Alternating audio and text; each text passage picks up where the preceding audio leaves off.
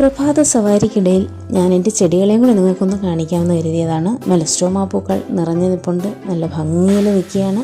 ആ ഗാർഡന് ഒരു പ്രത്യേക വൈബാണ് ഈ പൂക്കളുടെ ഭംഗി കൊണ്ട് നമുക്ക് ലഭിക്കുന്നത്. അതിൻ്റെ കളറും അതിൻ്റെ ആ പെറ്റൽസ് പ്രത്യേക ഷേപ്പൊന്നും ഇല്ലെങ്കിൽ പോലും എന്ത് ഭംഗിയാണ് ആ പൂക്കളെ കാണാൻ.